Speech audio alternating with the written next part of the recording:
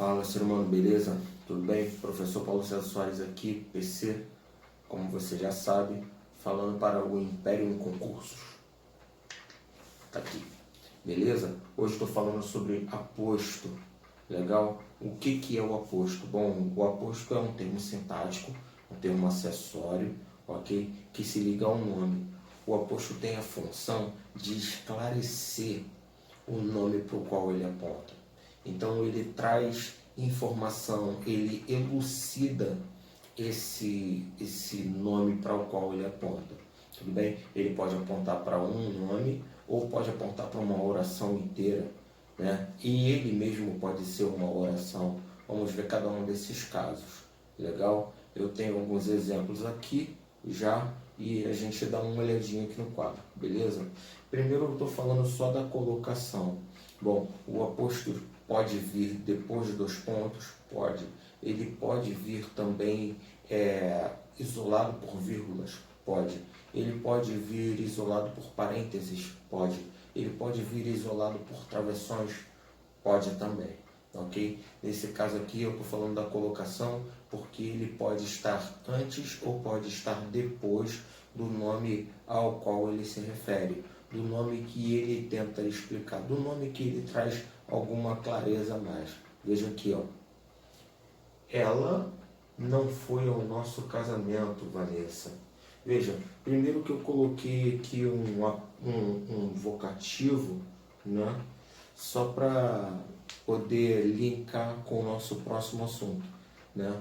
Vanessa é o meu interlocutor, é a pessoa com quem eu estou falando, então é o meu vocativo, legal? Mas Carla é um aposto. Ah, como é que eu sei isso? Vamos lá, análise sintática simples, tá? Aqui, ó. Primeira coisa eu faço, acho o verbo, né? Eu fui, tu foste, ele ou ela foi, ela, quem? Ela. Sujeito simples. Não foi, aqui é o lugar, adjunto, adverbial, como a gente viu no outro vídeo.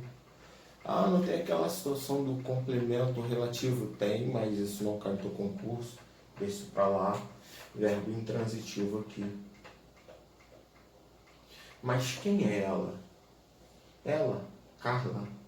Carla e ela são a mesma pessoa? São. O aposto nunca é algo diferente do nome ao que ele se refere. Beleza?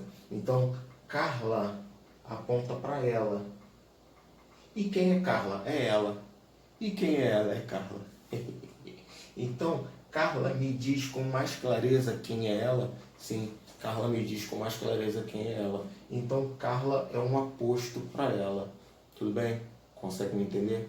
Ó, exemplo 2. Agora o aposto vindo antes do nome ao qual ele se refere. Olha, bom advogado, Pedro revisou os processos até encontrar a solução.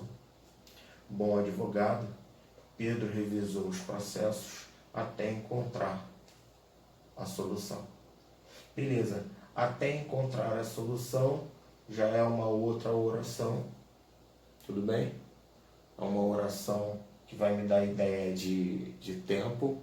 A gente não vai entrar nesse detalhe agora, mas eu tenho aqui, ó, revisou, meu verbo, legal, sujeito, Pedro. Pedro revisou os processos.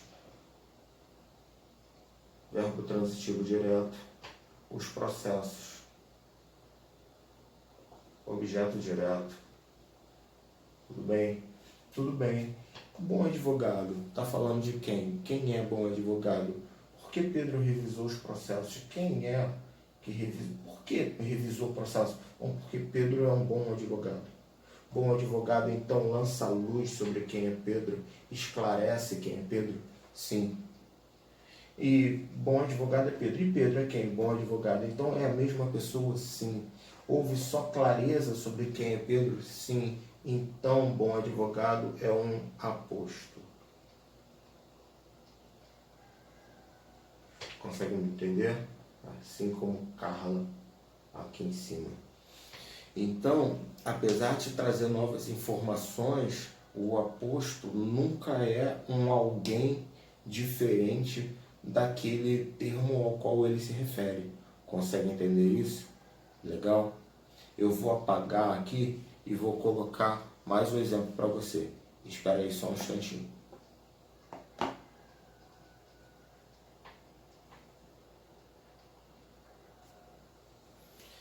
Aí, beleza? Legal?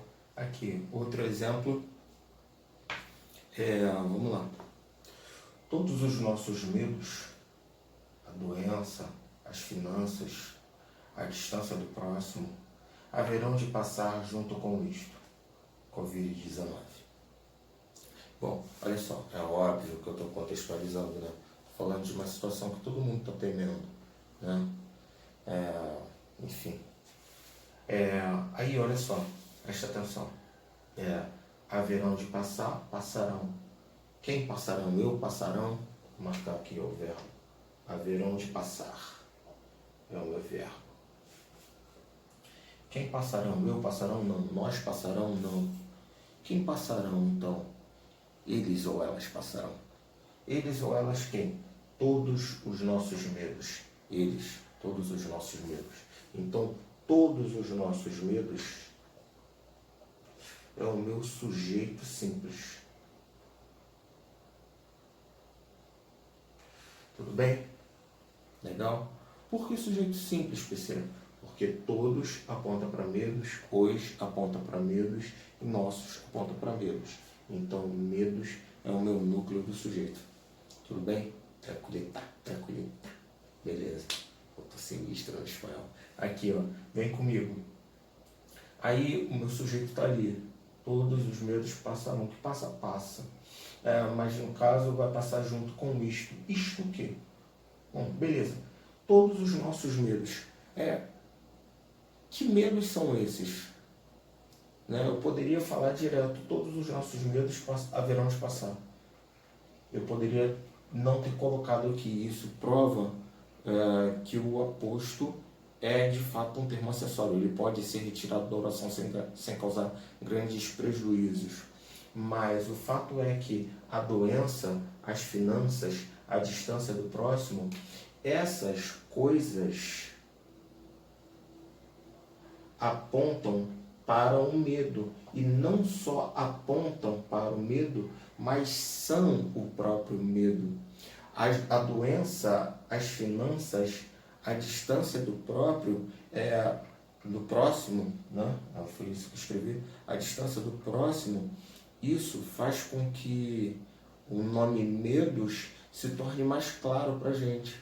Consegue me entender? Então eu tenho que entender que esses termos aqui são um aposto. Legal? Um aposto que acabou enumerando quais são os medos.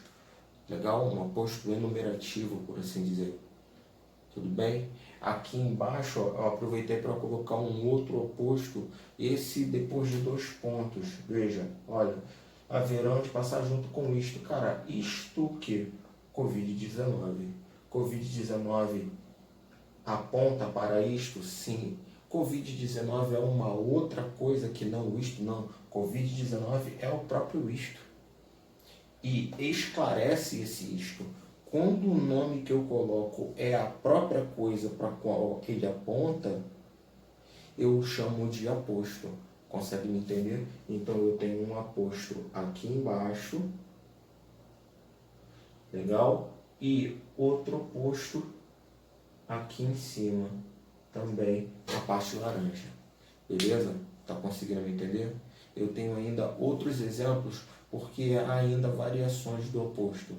Legal? Dá uma olhadinha aí, dá uma segurada que eu vou apagar e a gente já volta.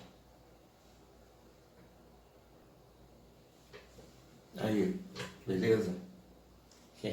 Aqui, sem polêmica, tá? Pelo amor de Deus.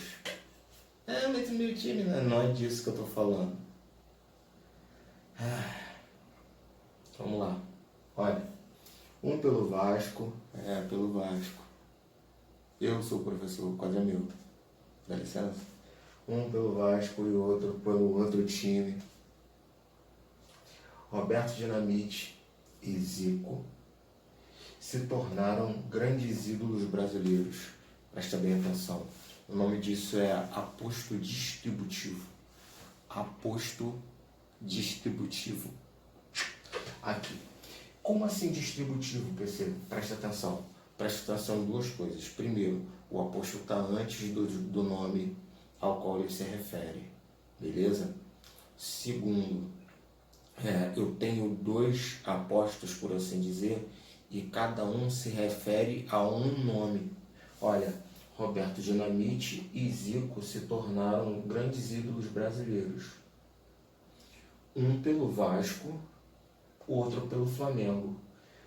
Um pelo Vasco aponta para Roberto Dinamite, outro pelo Flamengo aponta para Zico. Então, um pelo Vasco, isso aqui esclarece alguma coisa sobre o Roberto Dinamite? Sim. Esse pelo Vasco, esse um aqui que é pelo Vasco, é outro cara diferente de Roberto Dinamite? Não, não. É o próprio Roberto Dinamite.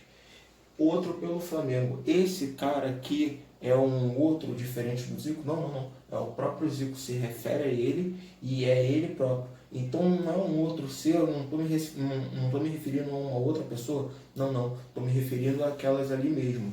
Só que, veja bem, eu não enumerei. Eu não tenho um nome só e estou falando de várias situações. Como eu falei de medo, e aí eu falei de doença, finanças e distância e tal. Não é isso. Eu tenho dois nomes e eu tenho dois apostos, por assim dizer, e cada um deles se refere especificamente a cada um dos nomes aos quais eles se referem. Então, a qualificação,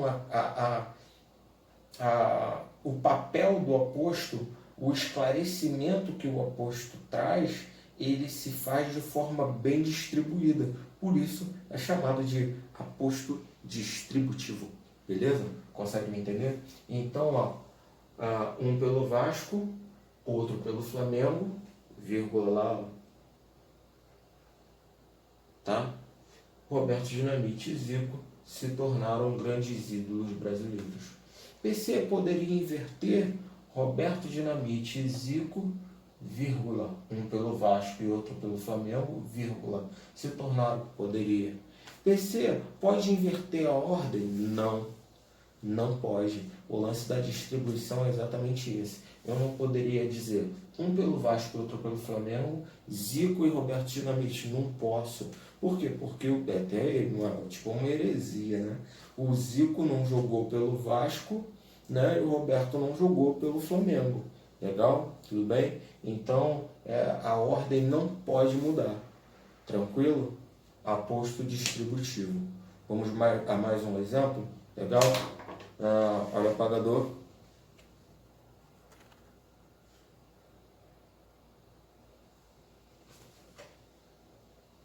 Beleza? Aqui, se liga. Todos os líderes do mundo têm lutado contra a Covid-19. Uma prova de responsabilidade e compromisso. Veja. Todos os líderes do mundo têm lutado contra a Covid-19. Eu posso parar aqui a oração. Todos os termos sintáticos estão no seu lugar. Aqui. Mas eu fui e coloquei uma prova de responsabilidade e compromisso. O que é uma prova de responsabilidade e compromisso? O fato de todos os líderes do mundo estarem lutando contra a Covid-19. Então, isso aqui se refere a toda a oração ali, se refere a toda a oração. Então, eu tenho um aposto se referindo a uma oração inteira. Sim, eu tenho um aposto se referindo a uma oração inteira. Ele mesmo aposto é uma oração nesse caso? Não, nesse caso ele não é uma oração. Não existe um verbo aqui. Mas ele, aposto, se refere a uma oração inteira. Quando isso acontece, a gente costuma chamar esse aposto de aposto recapitulativo. Beleza?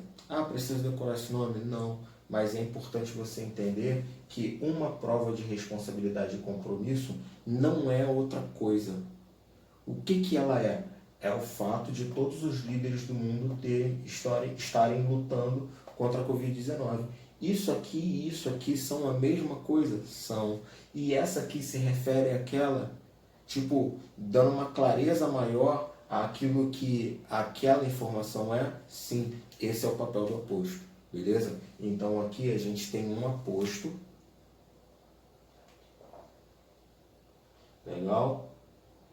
Um aposto se referindo dessa vez a toda a oração aqui que o precede. Legal? Tranquilo? Vamos falar um pouquinho do aposto chamado aposto de especificação, ou aposto especificativo, ou aposto especificador. Beleza? Deixa eu só apagar o quadro rapidinho. Calma aí.